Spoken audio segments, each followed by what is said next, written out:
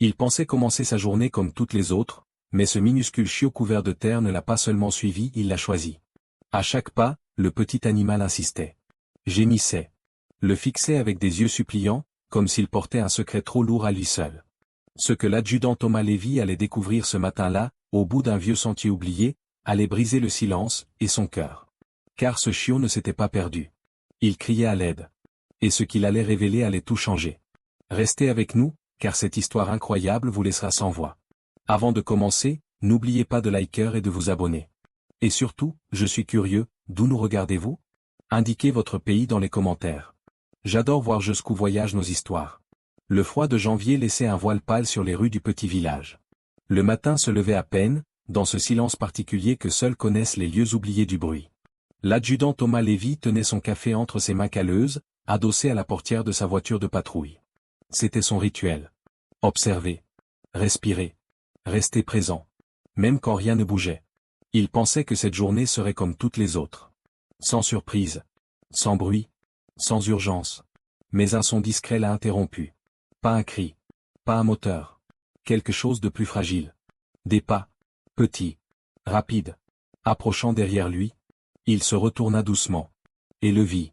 Un minuscule chiot, tout juste sevré, les pattes encore maladroites. Un berger allemand. Trop jeune pour être seul. Trop maigre pour être en sécurité. Ses oreilles flottaient légèrement, ses yeux fixaient Thomas avec une intensité déconcertante. Pas la peur habituelle des animaux abandonnés. Pas la joie d'un chien joueur. Non. Quelque chose d'autre. Comme une attente. Comme un appel silencieux. Thomas plissa les yeux. Il jeta un regard autour de lui. Rien. Aucune laisse. Aucun maître.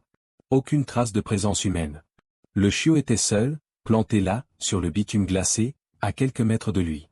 Il fronça les sourcils. Qu'est-ce que tu fais là, toi? Pas de réponse, évidemment. Mais le chiot s'avança. 3 pas hésitants. Puis il s'assit. Il ne bougeait plus. Thomas tenta de l'approcher, doucement. Le chiot recula de quelques centimètres, sans fuir. Juste assez pour garder ses distances, tout en maintenant ce contact étrange du regard. Il tremblait. De froid. De fatigue. Ou de quelque chose de plus profond. Thomas soupira. T'as pas l'air perdu. On dirait plutôt que tu m'attendais. Le vent souffla, soulevant quelques feuilles mortes qui glissèrent entre eux. Thomas finit son café d'un trait, posa le gobelet vide sur le toit de sa voiture, et tourna les talons. Il n'avait pas de temps à perdre. Il allait faire un tour du quartier. Voir si quelqu'un cherchait un chiot. Mais à peine avait-il fait 2 pas qu'un petit gémissement monta derrière lui. Il se retourna. Le chiot s'était levé. Et le suivait. Encore. À quelques mètres. Marchant sur ses traces. Thomas s'arrêta. Le chiot s'arrêta. Thomas reprit sa marche, plus vite cette fois. Le chiot accéléra aussitôt, ses petites pattes frappant le sol gelé avec un entêtement presque touchant. Il ne voulait pas jouer. Il ne voulait pas fuir. Il voulait suivre. Lui, et lui seul. Et c'est à cet instant précis que Thomas sentit un pincement étrange au fond de la poitrine. Quelque chose de mal placé. Comme une alerte muette. Ce n'était pas une coïncidence. Ce chiot ne s'était pas perdu. Il l'avait choisi. Et quelque chose, dans ce choix, allait bientôt tout bouleverser. Thomas ralentit le pas.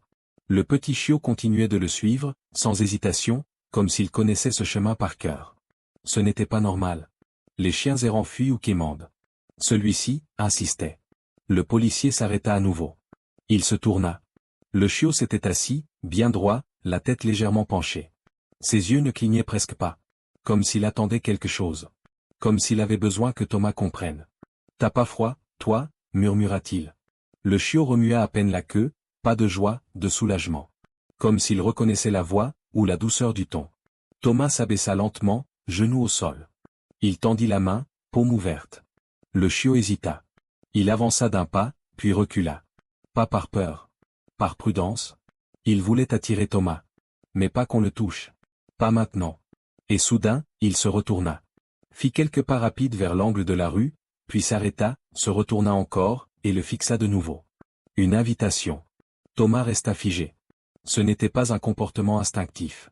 Ce n'était pas un animal perdu, affamé, désorienté. C'était plus subtil. Plus étrange. Presque humain. Qu'est-ce que tu veux me montrer, murmura-t-il, presque pour lui-même. Il se redressa, jetant un dernier regard autour de lui. Toujours personne. Pas une voiture. Pas une silhouette à l'horizon. Juste le givre sur les vitres et le petit chien qui l'attendait à quelques mètres. Il avança. Le chiot recula, tout doucement, guidant sans forcer. Pas un bruit, à part leurs pas. Thomas sentit sa mâchoire se crisper. Il n'aimait pas ça. Il connaissait ce sentiment. L'instinct. Celui qui murmure avant que le cerveau comprenne. Un mélange de tension et d'alerte. Le même qu'il avait ressenti, des années plus tôt, juste avant de découvrir une femme enfermée dans une grange abandonnée. Il le suivit encore, une ruelle, puis une autre. Toujours ce rythme étrange, le chiot avance, regarde, attend. Et puis, d'un coup, il s'arrête net. Devant un petit sentier envahi par les ronces, entre deux hangars désaffectés. Un endroit qu'on ne regarde jamais. Thomas s'approche, main dans les poches, tendu par l'angoisse. Le chiot le fixe, son petit corps vibrant, tendu, oreille baissée, mais il ne fuit pas. Il le regarde. Implorant. Suppliant presque. Alors Thomas soupire. Bon. Allons voir. Mais si tu me fais grimper là-dedans pour rien, petit. Il s'interrompt. Parce que, au fond, il sait déjà. Ce ne sera pas pour rien. Et ce chiot ne cherche pas seulement à être sauvé. Il demande de l'aide. Pour quelqu'un d'autre. Le sentier était étroit, presque effacé. On y accédait à peine, tant les ronces avaient repris leurs droits. Un ancien passage, oublié des cartes, enfoui derrière les garages rouillés d'un lotissement déserté. Personne ne passait par là. Et c'était bien ce qui inquiéta Thomas. Le chiot s'y engagea sans peur. Sa petite silhouette se faufilait avec précision, comme s'il connaissait ce chemin par cœur.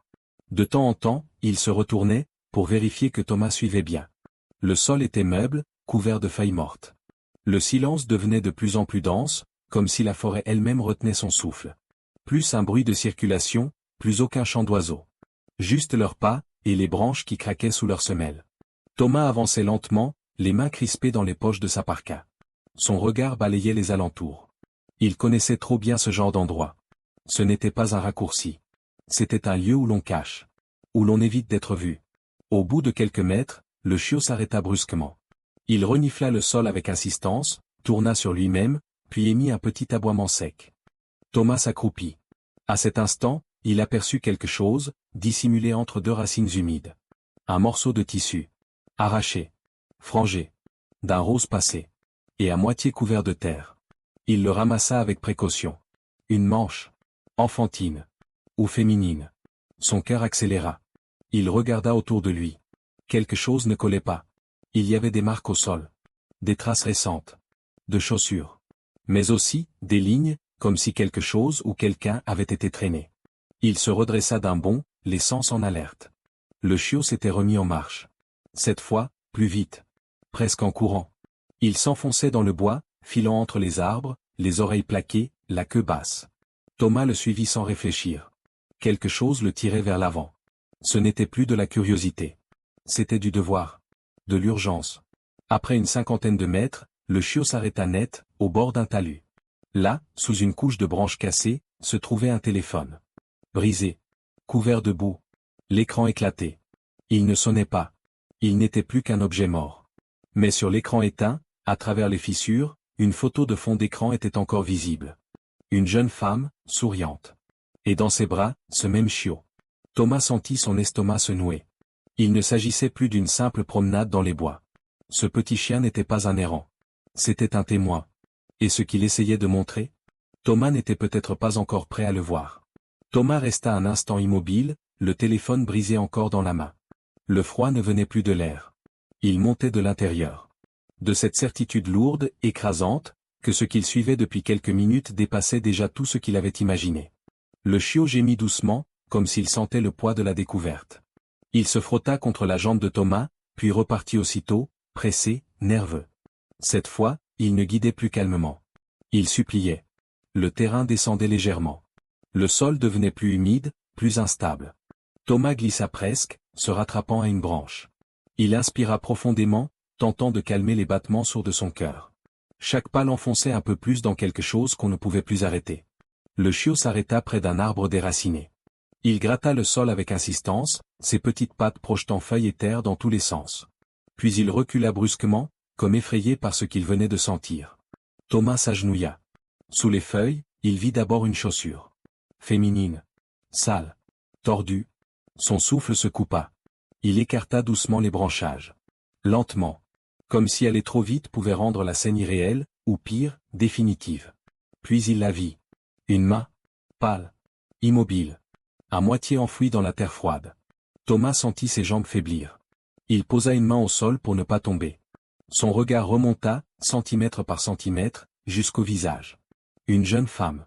Le visage tuméfié. Les lèvres fendues. Les paupières gonflées. Presque méconnaissables. Le chiot s'approcha en gémissant, posa son museau contre sa joue, et se mit à pleurer. Pas à aboyer. Pas à appeler. À pleurer. Et alors, quelque chose se produisit. Les doigts bougèrent. À peine. Mais suffisamment. Thomas se pencha aussitôt, posa 2 doigts contre le cou de la jeune femme. Son pouls était faible. Irrégulier. Mais présent. Elle respirait. Tenez bon, murmura-t-il, sans savoir si elle pouvait l'entendre. Ses paupières frémirent. Un souffle tremblant s'échappa de sa bouche. Puis un mot, presque inaudible.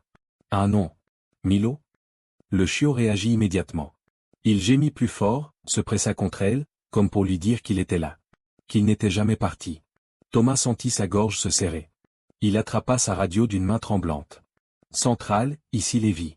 J'ai une femme en vie, inconsciente, blessée gravement. Zone forestière nord, accès difficile. J'ai besoin d'une équipe médicale immédiatement. Un grésillement. Puis une voix. Calme. Professionnelle. Reçu. Équipe en route. Tenez bon. Thomas ôta sa veste et la posa délicatement sur la jeune femme. Il resta près d'elle, parlant doucement, sans s'arrêter, comme pour la maintenir ancrée au monde. Le chiot ne la quittait pas. Il n'avait jamais quitté. Et dans le silence épais de la forêt, Thomas comprit une chose essentielle. Ce n'était pas lui qui avait trouvé cette femme. C'était ce chiot, qui avait sauvé une vie. Le vent s'était levé. Léger au début, puis plus tranchant. Il passait entre les branches comme un murmure qu'on n'ose pas entendre. Thomas s'était agenouillé près de la jeune femme, sa veste posée sur elle. Sa main ne quittait plus son poignet. Il comptait les secondes entre chaque battement. Trop lent. Trop fragile. Il avait rappelé les secours une seconde fois. Pas pour les presser. Juste pour entendre une voix humaine dans ce silence pesant. On lui avait confirmé qu'ils arrivaient. Qu'ils faisaient vite. Mais il savait. Dans ce genre d'endroit, rien ne va vite. Le chiot tournait autour de la jeune femme, en cercle serré, comme s'il cherchait à la réchauffer par sa simple présence. Parfois, il s'arrêtait, posait son museau contre son front, puis reprenait son manège, les oreilles basses, les pattes tremblantes. Il n'aboyait pas. Il ne pleurait même plus. Il résistait. Par loyauté. Par amour. Comme s'il avait compris que tout dépendait encore de lui. Thomas l'observait, le cœur noué. Il n'avait jamais vu un animal se comporter ainsi. Ce n'était pas de l'instinct. C'était une volonté. Il murmura, « Tu lui as sauvé la vie. Tu sais ça ?» Le chiot s'arrêta. Tourna la tête. Et le regarda droit dans les yeux. Et là, pour une raison qu'il ne sut pas expliquer, Thomas sentit quelque chose céder en lui. Un vieux mur, construit avec les années. Ce petit être, à peine capable de survivre seul, venait de lui rappeler ce qu'il avait oublié, l'urgence de croire que chaque vie comptait. Même celle qu'on pense perdue. Il se leva, balayant l'horizon du regard. Toujours rien. Pas une lumière. Pas un bruit de moteur. Pas de secours. Et la température tombait. Il enleva son pull, le glissa doucement sous la tête de la femme. Elle bougea à peine. Une plainte échappa de ses lèvres fendues. Son corps frissonna. Elle était si faible. Si proche de glisser. Thomas parla, doucement, sans cesse. Pas pour lui raconter quoi que ce soit. Juste pour remplir l'air de quelque chose de vivant. Pour qu'elle s'accroche. Vous êtes pas seule, mademoiselle. Il vous a trouvé. Et je vous laisserai pas. Le chiot gémit, comme s'il comprenait. Puis soudain, un son. Lointain. Mais réel.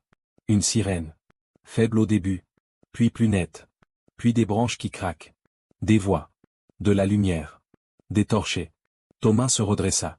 Le chiot bondit en avant, aboyant cette fois, pour de vrai. Un cri d'alerte. De soulagement. Une silhouette surgit des feuillages. Puis deux. Une infirmière s'agenouilla sans même lui poser de questions. D'autres arrivaient, posaient des sacs, dépliaient une civière. Mais Thomas n'entendait plus rien. Il regardait le chiot, assis à présent, fixant la scène, le souffle court. Il avait réussi. Et dans cette nuit glaciale, c'était lui, qui avait guidé la lumière. Ils avaient embarqué la jeune femme. Doucement. Avec 1000 précautions. Son corps ne réagissait plus vraiment. Mais elle respirait. Faiblement, mais elle respirait. Thomas n'avait pas bougé tout de suite. Il était resté là, seul un instant, au bord du talus, comme s'il devait laisser le silence refermer ce lieu. Il regardait l'herbe couchée, les feuilles froissées, les traces de lutte que personne ne verrait jamais s'il n'avait pas suivi ce petit chiot. Puis il s'était tourné vers lui. Milo. Le chiot ne bougeait pas. Il fixait la civière qui disparaissait entre les arbres, emporté par les secouristes. Sa petite silhouette semblait figée. Immobile. Jusqu'au dernier battement de pas. Et soudain, il courut. Pas vers la lumière. Vers Thomas. Il se jeta contre sa jambe, le museau tremblant, les yeux brillants, le souffle court. Et là, Thomas comprit. Ce chiot n'avait tenu que pour ça. Pour aller jusqu'au bout. Pour ne pas la laisser mourir seule. Maintenant qu'elle était entre les mains d'autres humains, maintenant qu'il pouvait enfin relâcher, il avait besoin de tomber. De s'effondrer contre quelqu'un. Thomas s'accroupit, posa sa main sur sa petite tête chaude, et murmura. T'as fait plus que la moitié des flics de ce pays, petit. Le chiot ferma les yeux. Ils remontèrent ensemble le sentier. Lentement. La lumière des secours disparaissait déjà derrière les feuillages. Le silence revenait. Mais il n'était plus hostile. Il était épuisé. Arrivé à la voiture, Thomas ouvrit la portière. Milo hésita. Alors Thomas tendit les bras. Et Milo sauta. Il se roula contre lui, en boule, sans bruit. Dans la voiture, le moteur tournait déjà. Le chauffage montait doucement. Mais ce n'était pas le froid que Thomas ressentait. C'était autre chose. Un poids diffus dans la poitrine. Quelque chose qu'il n'avait pas ressenti depuis des années. L'impuissance. L'attente. La peur qu'il soit trop tard. Il gara la voiture devant l'hôpital. On l'avait déjà dirigé vers l'entrée des urgences. Les médecins s'agitaient encore, les portes claquaient, les brancards circulaient trop vite. Thomas n'entra pas tout de suite. Il resta dehors. Avec Milo dans les bras. Le chiot ne dormait pas. Il respirait vite. Il tressaillait à chaque bruit. Elle est vivante, Milo, dit Thomas. Elle est là, à quelques mètres. Mais le chiot ne le regardait pas. Il fixait les portes automatiques, comme si son cœur était resté de l'autre côté. Et Thomas comprit. Le plus dur ne serait pas de la retrouver. Le plus dur serait maintenant, de l'attendre. La lumière de la chambre était tamisée. Calme. Loin du chaos des urgences. Thomas restait debout, adossé au mur, les bras croisés, comme s'il cherchait à s'effacer pour ne pas déranger. Il n'avait pas dit grand-chose depuis qu'on l'avait autorisé à entrer. Mais il était là. Immobile. Présent. Milo était monté seul sur le lit, dès qu'il avait vu son visage. Il s'était approché à pas feutrés, puis s'était couché tout contre elle, la truffe posée au creux de sa gorge. Comme s'il craignait encore qu'elle disparaisse s'il la quittait des yeux. Elle n'avait pas ouvert les siens. Pas encore. Thomas regardait la scène, le cœur serré, sans vraiment comprendre ce qui se passait en lui. Ce n'était pas la peur. Ce n'était pas la tristesse. C'était autre chose. Comme un écho. Comme si cette chambre réveillait en lui quelque chose de trop longtemps enfoui. Soudain, la jeune femme bougea. À peine. Un frémissement dans les doigts. Une contraction dans les lèvres. Et puis, doucement, une paupière se souleva. Milo gémit. Elle tourna la tête. Et murmura. Milo? Sa voix était cassée. Brisée. Mais si pleine d'émotion que Thomas sentit un frisson lui traverser l'échine. Le chiot se redressa d'un coup, lécha son menton avec frénésie, la queue battant sans force. Elle posa une main tremblante sur lui. Les larmes montèrent sans prévenir. Pas de douleur. Pas de plainte. Juste cette émotion brute, cette certitude, il était revenu. Je croyais qu'il t'avait tué. Souffla-t-elle. Thomas s'approcha, doucement. Il ne vous a jamais quitté, dit-il. Elle tourna les yeux vers lui. D'abord perdu. Puis reconnaissant. Il lui raconta, brièvement. Comment Milo l'avait suivi. Comment il avait insisté. Comment il l'avait conduit jusqu'à elle, sans jamais faiblir. Elle écoutait en silence. Chaque mot semblait reconstruire quelque chose en elle. Puis elle parla. Des souvenirs brisés, des images floues. 2 hommes. Une ruelle. Une camionnette. La violence. Le froid. Et Milo, qui avait mordu. Qui avait été frappé. Et qui était parti, boitillant. Je croyais qu'il me laissait. Thomas secoua la tête. Il est allé chercher quelqu'un. Il vous a choisi. Et il m'a choisi, moi. Elle regarda le chiot. Puis Thomas. Longtemps. Merci. Murmura-t-elle. Il voulut répondre. Mais aucun mot ne sortit. Sa gorge était trop serrée. Alors il hocha simplement la tête. Et baissa les yeux. Milo était entre deux. Silencieux. Fatigué. Mais apaisé. Il avait réussi. Et dans ce silence suspendu, Thomas comprit que quelque chose venait de se nouer. Quelque chose qui allait bien au-delà de la survie. Le temps avait ralenti. Les machines bipaient doucement. La lumière du matin traversait les stores en rayons pâles. Tout semblait figé. Mais en réalité, quelque chose guérissait. Elle s'appelait Élodie. Elle avait 31 ans. Graphiste. Discrète. Peu entourée. Elle faisait ses courses le soir, quand les magasins sont vides. C'est ce qu'elle faisait ce jour-là. Avant qu'on lui arrache tout. Mais elle n'avait pas été seule. Elle avait eu Milo. Et maintenant, elle n'était plus vraiment seule non plus. 3 jours s'étaient écoulés. Thomas venait chaque matin. Il restait assis, sans parler, parfois pendant des heures. Milo, lui, ne la quittait pas.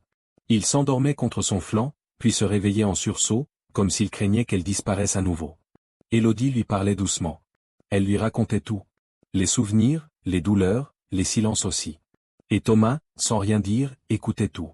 Un après-midi, elle leva les yeux vers lui. « Il vous aime? Vous savez ?» Thomas baissa la tête. Un demi-sourire lui échappa.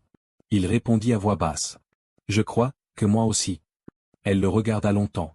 Il y avait dans ses yeux une force nouvelle. Une paix fragile, mais réelle. Puis elle prit une inspiration. « Thomas, j'ai une question. » Il redressa la tête. « Je vais être transféré. Rééducation, soins, suivi, ça va prendre du temps. Et, je peux pas m'occuper de lui, pas maintenant. Pas comme il le mérite. » Milo s'était rapproché, posé contre elle, les yeux levés vers Thomas. Elle reprit. « Est-ce que vous pourriez le garder? Le temps qu'il faut. » Un silence. Long. Épais. Puis Thomas répondit, d'une voix très simple. « Bien sûr. » Élodie sourit, soulagée. Mais elle n'avait pas terminé. « Et après? Quand j'irai mieux? Quand tout sera fini? Est-ce qu'on pourrait rester en contact? Tous les trois. Il vous a choisi, vous aussi. » Thomas ne répondit pas tout de suite. Il regarda Milo. Puis elle. Et là, dans ce silence, dans cette chambre baignée de lumière, il comprit que quelque chose d'irréversible venait de naître. Il hocha la tête. On restera en contact. Milo remua doucement la queue, puis grimpa sur les genoux de Thomas sans hésiter. Il posa sa patte sur sa poitrine. Encore. Comme ce jour-là, dans la forêt. Il avait retrouvé ce qu'il cherchait. Et peut-être, leur avait-il trouvé quelque chose aussi. Un sens. Un foyer. Quelque chose qui ne s'explique pas, mais qui se sent. Qui se vit. En sortant de l'hôpital, Thomas serra Milo dans ses bras. Il sentit le cœur du chiot battre contre le sien. Pas de peur. Pas d'agitation. Juste, la paix. Et sans comprendre comment, ni pourquoi, il sut que rien ne serait plus comme avant. Cœur jaune, si cette histoire vous a touché, laissez un petit cœur, abonnez-vous à la chaîne, et surtout, partagez-la autour de vous. Vous ne savez jamais qui a besoin d'y croire aujourd'hui. Cœur jaune.